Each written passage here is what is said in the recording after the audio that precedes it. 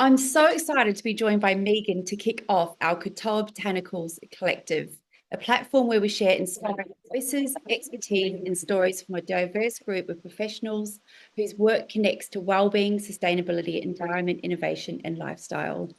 So Megan's a registered dietitian and performance nutritionist at Coventry Football Club, having studied at the Coventry University and a FODMAP trained at the King's College London. Thank you so much for joining me today, Megan. I'm so excited to chat to you all about gut health, how it connects to the skin. I really admire the work that you do in this sort of area, so I'm really excited to chat to you. Oh no, thank you for that introduction. Yeah, I all things gut health, so I'm super excited that we're having this conversation. First question I thought we'd start with, and it's one that we got asked a few times, is what exactly is a microbiome? And is it something that we should be taking care of? Should we look after it? Is there any connection with gut health and our microbiome?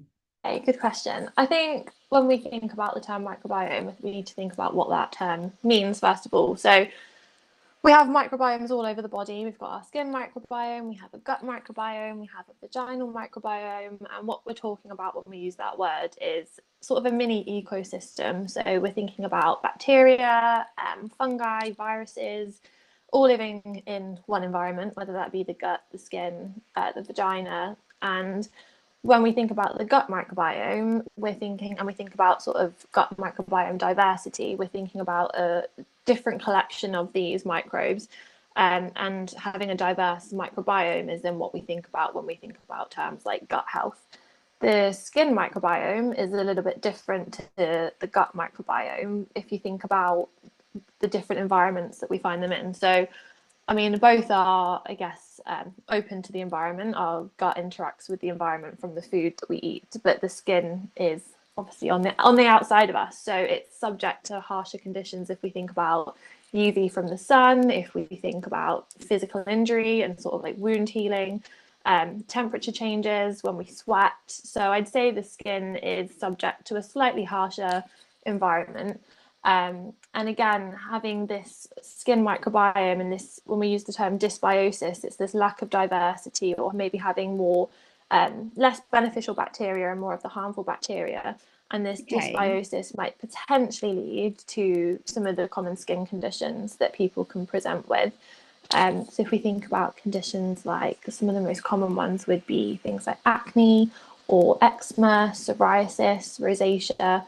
Potentially, people with those conditions might have an altered microbiome, Okay. and also things like infections as well could trigger some of these conditions. So that's what we mean when we use the term microbiome, really. It's interesting because obviously with skin microbiome, as you said, we can see our skin, it's our largest living organ. It's on the Yeah. exterior. So it's something that I think we pay a bit more attention to because it's so visible. And it's interesting that you say, obviously, our stomach has a microbiome as well, which comes down to all of that good and bad bacteria. I guess because it's inside our gut, we don't see it, and therefore we don't tend to really pay as much attention to it probably as we should. Yeah. Um, is there such a thing as a gut skin axis? So is the gut able to communicate with skin in such a way if they are at all able to communicate? Some mechanism that's happening there between the gut and the skin. So I think people are more maybe aware of the gut brain axes because we talk a lot about how things like stress and sleep and our mood could be influenced by our gut or vice versa. And Yeah. it's a similar sort of thing with the skin. So when we're talking about an axis, whether that be gut skin axes or whether that be gut brain axes, we're talking about some kind of bidirectional conversation happening between the two. With the skin, it's mainly via the immune system and sort of inflammatory pathways that our gut and our skin are talking to each other. So again, thinking about if there is this dysbiosis, if the gut microbiome is imbalanced, that might then trigger some systemic inflammation, and that could potentially show up in the skin. So having this unbalanced gut microbiome potentially triggers a response within the immune system, and then that manifests as inflammation. And if we think about those skin conditions I mentioned, things like acne, rosacea, psoriasis, all of those have an inflammatory origin. So it kind of seems logical that if there is a lack of diversity in the gut, if there's a limited gut microbiome, this lack of diversity, then it could potentially be triggering these conditions. I would caveat that by saying, though, that there's not actually any clinical evidence at the moment that diet is the cause or the cure for those conditions. But I think it's a really exciting area of research to suggest that there might be some sort of an association between the two. Are there some examples of how gut health can influence our overall skin health? So, is there any like connection with the food that we're eating actually coming out in our skin in any way or form? Yeah, there again, as I've kind of already alluded to, I think that this sort of dermatological nutrition area of research is still in its infancy, and I think that we'll come to learn more about this as more evidence comes out. But if we think about maybe some of the main skin conditions that we might see, so for example, acne is one of the most common skin conditions that people might suffer with. And there is potentially some evidence that having a low gut diversity or having this dysbiosis might then have an impact on hormones and inflammation that might potentially worsen acne.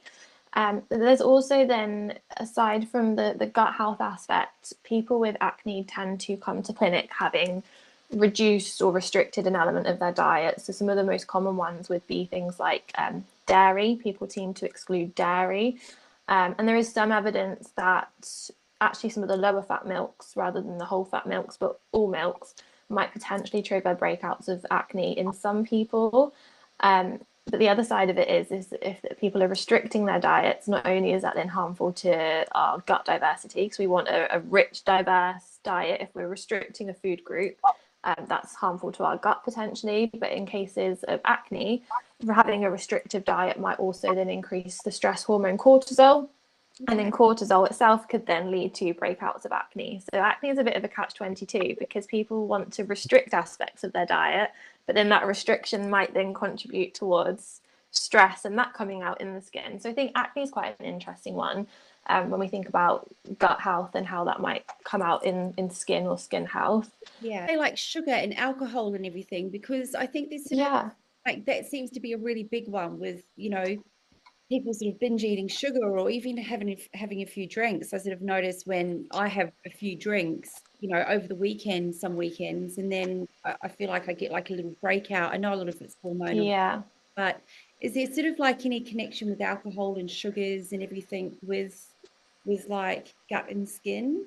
Yeah, so alcohol tends to be more associated with conditions like rosacea. There's some links for some people with things like alcohol. I'm definitely with you after maybe a weekend or a holiday or a wedding when there's been more alcohol involved, that sometimes it does come out in the skin. Um, Less so with acne and alcohol, but for people with acne, there seems to be this kind of spectrum of people that foods that are high in sugar or these dairy foods might be culprits for some people in having these breakouts. And then on the other end of the spectrum, there's people where diet doesn't seem to really have much of an impact at all. And then there's all these people in the middle. So I think that's definitely one where we see people trying to restrict or alter aspects of the diet. Rosacea, as I've mentioned, can potentially be linked to intake of alcohol for some people. For some people, it can be sort of more spicy foods. But that's also a really interesting one because rosacea has also been linked to conditions like IBS, things like SIBO, so that's small intestinal bacterial overgrowth. There's some kind of link potentially with SIBO and rosacea. I think there was one study that was done that when that was treated in people, the rosacea went away, it subsided. So treating that intestinal bacterial overgrowth in the small intestine then led to that skin condition being improved. Very, very complex, isn't it? It's sort of, Yeah. I know people have, stomach conditions, and there's so much that leads back to the gut really when it comes to people's health. And it's Yeah. a complex system with all of the bacteria, positive and negative bacteria in there, and getting that balance right. Yeah, I think this is why it's such an interesting area. It's why I got into it in the first place. So clinically, I've worked with patients with dementia and Parkinson's. as well as in the gut conditions like celiac and IBS. And a lot of research is going into all of those.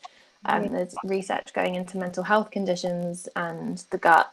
I think dementia and Parkinson's are really exciting areas of research for the gut as well. I know they're not skin related, but it's definitely part that kind of got me interested in it initially. I guess another sort of example of gut health and skin health, or even just sort of skin conditions and overall health. So psoriasis is another quite common condition that people come across or have. See a lot of psoriasis and dermatitis is sort of the most common, that I can Yeah. makeup and hairdressing Yeah.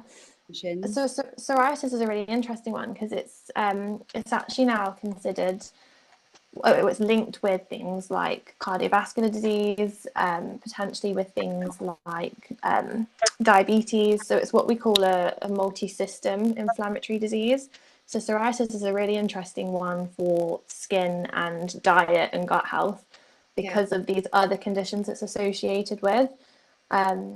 So yeah, kind of attacking the potential associations through diet, like the managing diabetes or managing cardiovascular risk, could even be beneficial, even if it doesn't improve the psoriasis itself. Improving other aspects of health through diet and through gut health, I think, is also really beneficial.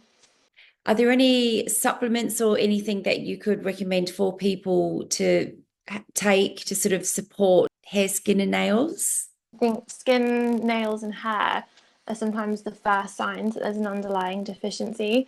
So when we see people in clinic, as a dietitian, people think we focus solely on the diet aspect of things. So we definitely do diet histories, and we're looking at common patterns of deficiencies or what people might be eating too much of or not enough of.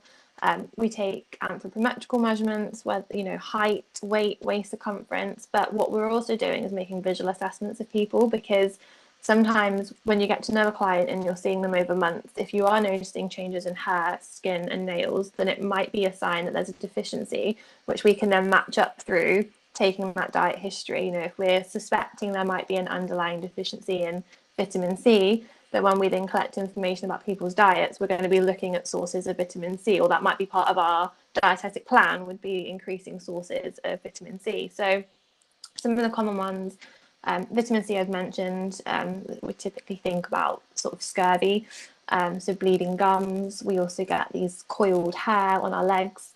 They can be signs of vitamin C deficiency. Iron, so iron deficiency is probably one of the more common ones. And so one of the first signs of that might be itchy skin. So itchy skin might be one of the only signs of something like iron deficiency, or sort of quite dry skin. Sometimes hair loss as well. So hair loss is quite a common one for various different deficiencies that we might see. Could be that someone's restricting calories or protein, that can come out in hair loss. Could be things like zinc or selenium, being deficient in those can come out as hair loss. And then some of the other ones might be things like so high cholesterol. So we're thinking about deficiencies, but actually excess of things. High cholesterol, we can get this sort of yellow deposit, these yellow plaques in the eyes. So again, you might see nutritionists or dietitians looking intently at people's faces or their eyes, because we can see certain things in the eyes coming out from our diet. Any dietary patterns or any nutrients that we should be focusing on to sort of benefit and help support a healthy skin microbiome? I think the most important thing is that there's not a skin diet. I wouldn't prescribe, there's not something to prescribe for overall sort of skin health. And I think we have to sort of go back to basics and think about what food is. So, when we eat and we break the food down into nutrients, we eat bread, we break that down, or we eat a piece of fruit, that gets broken down. So whether we're talking about macronutrients like carbs, fats, and protein, or micronutrients, so our vitamins and our minerals, our body breaks those down, and then they become building blocks for new things. So they'll become building blocks for skin and nails and hair and muscles and every other part of our body and our body cells, which is why we can sometimes see these deficiencies presented in our skin and our hair, as I've mentioned. So although there's not a specific skin diet that we could prescribe, I mean, that would be lovely, wouldn't it, if we could all eat something and never have any wrinkles. But I think it's about what we would talk about for gut anyway, which is diversity. So when we think about gut health and the gut microbiome, then you might have heard people talk about 30 plant points per week and having this increase in diversity. So are the 30 plant points sort of like your legumes and your grains and rice and vegetables? The 30 plant points is something that's quite common in trying to increase people's fiber intake. There is some evidence for some other nutrients. So we've kind of mentioned about omega-3 deficiencies, or how that might present in sort of that dry, flaky skin we get if we're omega-3 deficient. So I guess in terms of nutrients being beneficial for skin health, then that might be one. So omega-3s are anti-inflammatory. We get them primarily from oily fish. We do get a little bit in things like chia seeds or walnuts if we don't eat fish, but primarily we're thinking about oily fish. That's like salmon, mackerel, sardines, and that can help with inflammation and with our skin. Other sort of foods, so I think my favourite one would probably be dark chocolate and polyphenols. Such a chocolate lover, so if I can swing it as a benefit for anything, then that's good. But yeah, having those sort of rich polyphenols that can then support with our skin elasticity. So, you know, just a little bit, but dark chocolate and sort of flavonols and polyphenols could be beneficial.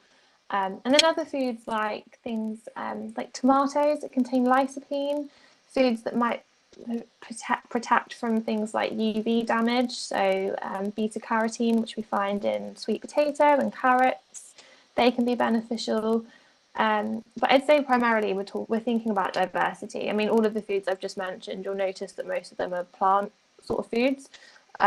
So that sort of 30 plant points again can support. Are there any particular supplements that you think are beneficial in taking to help support the overall health? And is there anything that we should sort of be looking out for not taking? Because I feel like there's so many different things out there now on the market. I think supplements is a really interesting one. And I think supplements are always a bit of a minefield, whether we're thinking about gut health or performance benefit.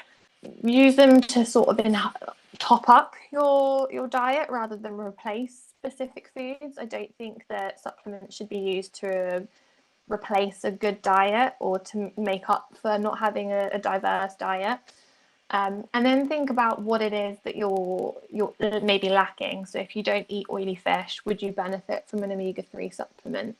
If we're thinking about vitamin D, that's now a recommendation that everyone takes a vitamin D supplement in the winter in the UK. Again, zinc might be beneficial for certain conditions. I think there has to be a reason for taking the supplement. Probiotics, they're a common one as a supplement as well. And again, there's so many different probiotics coming to the market that, again, we need to think about. With probiotics, it's about the strain. So has that strain been researched to have a benefit for the condition you're trying to benefit from? So with things like IBS, there'll be specific strains that have been researched to benefit conditions like IBS. Likewise, with things like psoriasis, there's some research going on into probiotics in that area. So they need to be strain specific for the condition that you want to use them for.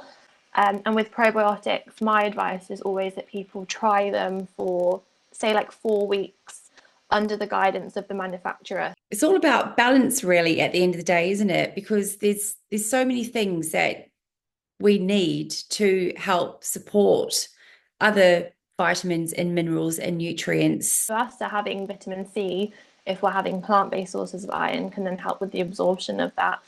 I think calcium and vitamin D are another pair. You might remember like the yogurt adverts that always talked about calcium and vitamin D for strong bones.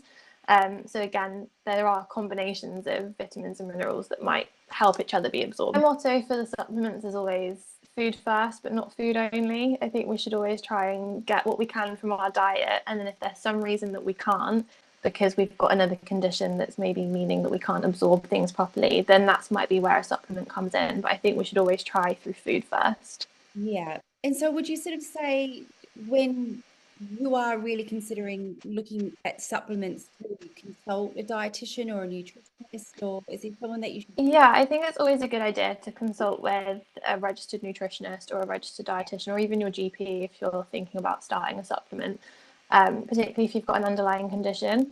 Yeah. And, you know, at the end of the day, some of these supplements are quite expensive, and you want to know that they're going to potentially have a benefit, or that there is science backing them before you spend your money on something that might not have the benefit.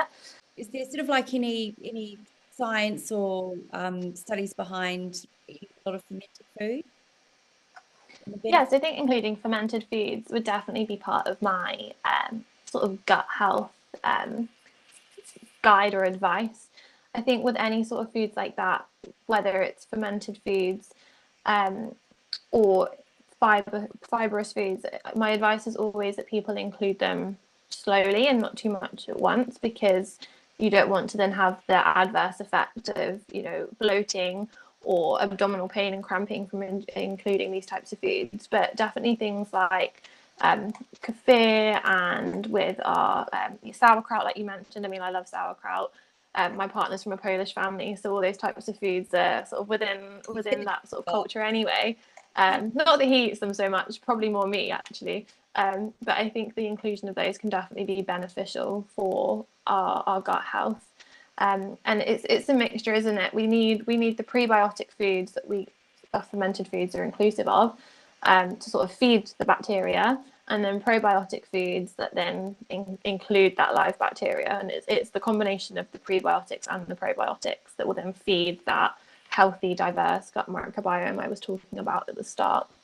And what are the sort of some of the benefits that you can see from eating, fermented foods post prebiotics? Yeah, when people talk about gut health and they're thinking about benefits, it's kind of a hard one to measure. We don't really have like what is a healthy gut, or like what are we actually striving for. And I think when I talk about that with clients, I'm thinking about the symptoms that people are experiencing. So will it benefit certain symptoms, or will it, you know, things like bloating and constipation, diarrhea, discomfort, all those sorts of gut symptoms we're talking about, the absence of those, could we coin that as the term healthy gut or gut health? Yeah. Again, sort of like going to the toilet, what constitutes as healthy or normal for that? So when we're talking about going to the toilet, opening our bowels sort of 3 times a day to 3 times a week is what's considered normal. And so again, could that be used as a marker of a healthy gut? So including things like fermented foods and these pre and probiotics in striving for a healthy gut, I think it's measuring it through the absence of gut symptoms that might be affecting your quality of life. How frequently are you going to the toilet? When you do go, what does that look like in terms of consistency? So I often whip out the Bristol stool chart to sort of get people chatting about what their stools look like. Massive taboo, but I think a normal conversation around my dinner table now around It's bowels and what that looks like. so important. Um, And I yeah, so, if you can sort of like do that as a preventative or even just get people talking about it, I think it's so important. yeah, and I think, you know, you were mentioning about what might you expect to see. I think, like I said, including these foods more gradually, because you don't want to have the opposite effect from suddenly having loads of fiber or loads of fermented foods in your diet. But I think it's important people do know with things like probiotics. Mm. If you start a probiotic, some people might get worsening of symptoms in the first couple of weeks. And then hopefully then the benefits from there on. So kind of the bacteria doing its job and trying to colonize your gut. And And you so actually don't be put off if you have started a probiotic and maybe you are going to the toilet a bit more or it's a bit looser. Sort of try and see it out for maybe a week or two. And then if it still persists, then come off of it. But then hopefully the bacteria colonize and do what they need to do, and then you'll reap the benefits from it. But I think that can be off-putting for some people initially. well, I definitely know myself. I sort of don't give things long enough, I think, at times when I try something to then see benefits of it, because I think we're so used to, as a culture where we expect to see things instantly almost. And Yeah.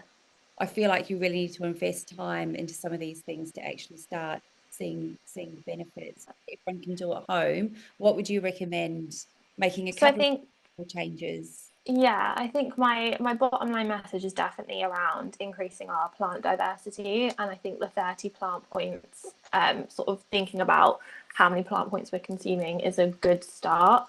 Um, some of the foods I've already mentioned, like our omega-3s or a vitamin D supplement in the winter, could potentially be beneficial. I don't think at the moment that I think diet's part of the puzzle for skin conditions. I think it's an absolute integral part of the puzzle for things like gut health, but I think that's showing up in our skin. We're still very much in the early stages of research. So I think, can it visibly improve some of the skin conditions we've spoken about? Maybe for some people, but I don't think it's a cure-all. I think it's part of then having a skincare routine or following medical advice if you're having topical treatments for certain skin conditions. For gut health, definitely diversity, and then possibly the inclusion of some of the fermented foods we've spoken about, prebiotic fibres, and maybe a probiotic for some people. But again, it needs to be strain specific. Oh, that's amazing. Thank you so much, Megan. It's been Thank you for having me. huge insight and yeah, a wealth of knowledge there. I've definitely learned a lot tonight. Thank you.